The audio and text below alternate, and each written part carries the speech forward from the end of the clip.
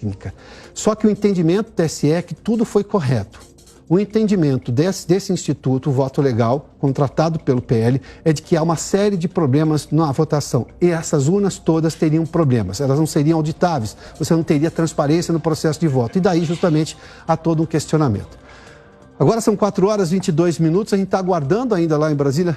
Vamos a Brasília agora, que começou essa entrevista coletiva lá do PL sobre esse manifesto em relação à votação deste ano. Para poder discutir tecnicamente com os funcionários do TSE o que é salutar e saudável para a própria democracia.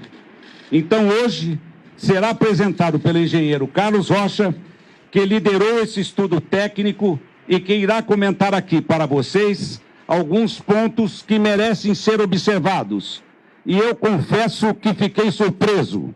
Repito, esse relatório não expressa a opinião do Partido Liberal, mas é o resultado de estudos elaborados por especialistas graduados em uma das universidades mais respeitadas do mundo e que, no nosso entendimento, deve ser analisado pelos especialistas do TSE, de forma que seja assegurada e resguardada a integridade do processo eleitoral, com o único intuito: fortalecer a democracia para fortalecer o Brasil. Com a palavra, o engenheiro Carlos Rocha.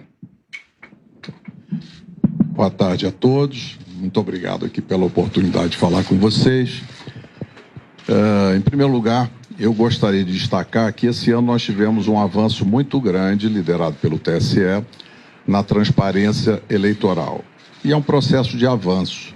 Foi criada a Comissão de Transparência Eleitoral, o Observatório de Transparência Eleitoral, e no dia 1º de agosto nós tivemos lá na primeira reunião do encontro das entidades fiscalizadoras. Naquele momento, recebemos inclusive vários documentos, sendo que um dos documentos muito interessante, muito bem feito, é o glossário das eleições informatizadas de 2022. E nesse documento, então, estão descritas as funções dos diferentes arquivos que são gerados pela urna eletrônica. E agora, logo após o final do segundo turno, no dia seguinte, o TSE, numa ação de transparência extremamente positiva e de uma maneira pioneira, publicou os 3 arquivos no portal de resultados do TSE. E nesse portal, então, para cada sessão eleitoral aparecem 3 arquivos. O boletim de urna, cuja função é permitir às pessoas conhecerem os resultados de cada sessão e, eventualmente, fazerem testes na totalização. O segundo arquivo, que é o RDV, é o Registro Digital do Voto, que tem como fim, segundo o TSE, permitir uma eventual recontagem, um arquivo que registra todos os votos.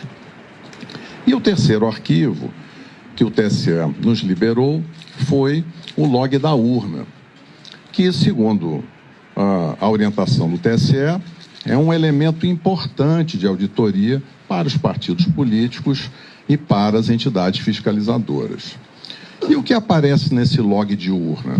É como se fosse um diário, né, de todas as atividades que cada urna eletrônica realiza desde a sua preparação no TRE até o final do segundo turno. Imaginem vocês um diário em que cada linha registra uma atividade. Então, para o registro de cada atividade no log de urna de cada equipamento, o programa que constrói esse log, ele lê 2 dados, 2 informações diretamente do hardware da urna. Ele lê digamos assim, a estampa de tempo, que é data, hora, minuto e segundo, e também lê o número de série da urna, que é chamado no TSE de código de identificação da urna. E é muito importante que essas informações estejam todas corretas, porque são essas informações que garantem a associação daquela atividade, daquele registro de atividade com o hardware, com aquele equipamento físico que realizou aquela atividade.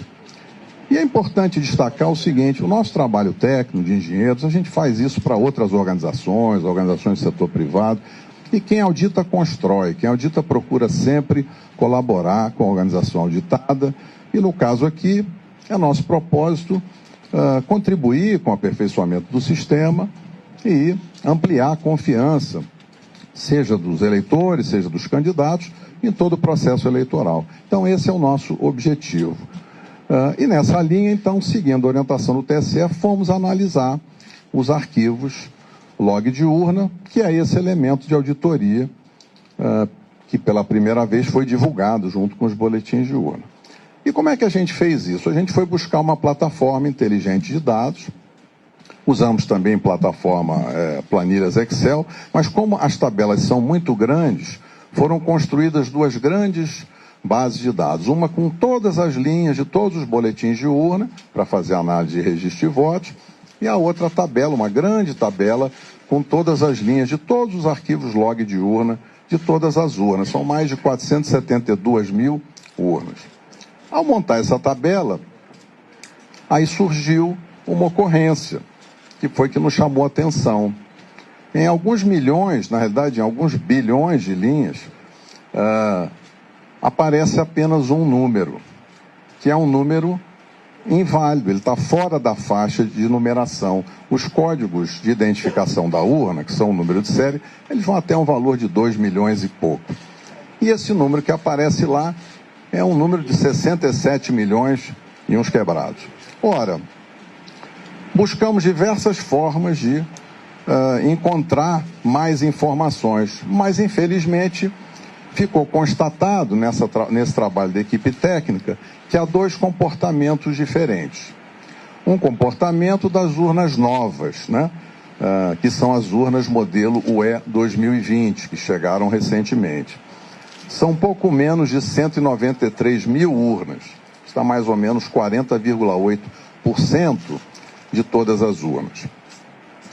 E nessas urnas 2020, o arquivo é gerado da forma esperada. Então, em cada linha que mostra cada atividade, aparece o código de identificação da urna correto, que permite associar, então, vincular aquela linha de registro de atividade à urna que realizou aquela atividade.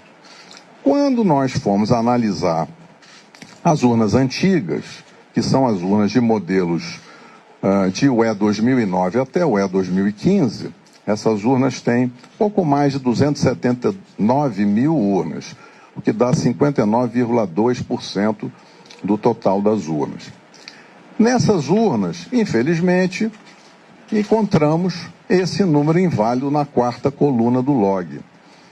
Esse é um indício muito forte de falha, de mau funcionamento da urna, porque é impossível associar o registro de cada atividade ao hardware, ao equipamento físico que teria gerado aquela atividade.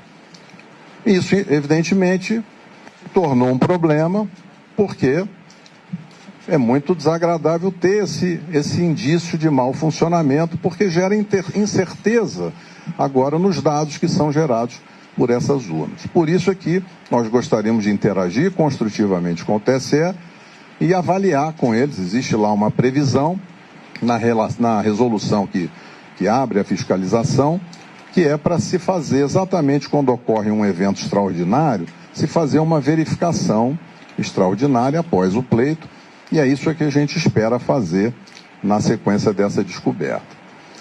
Um outro tema para finalizar é que surgiu uma outra ocorrência, que também é uma ocorrência importante, porque descobriu-se que existem urnas que travaram, assim como o nosso celular trava, assim como o computador trava, e quando acontece isso, a gente precisa muitas vezes desligar e ligar de novo. Isso aconteceu com urnas eletrônicas. Então, urnas travaram e foram desligadas no meio do período da votação, na chave, possivelmente o mesário fez esse desligamento, e foram religadas para que a urna voltasse a funcionar. Isso não seria um problema se não tivesse ocorrido uma violação do sigilo do ato de votar. Porque o que acontece é que, na hora que a urna trava, Quai, seu app de vídeos curtos.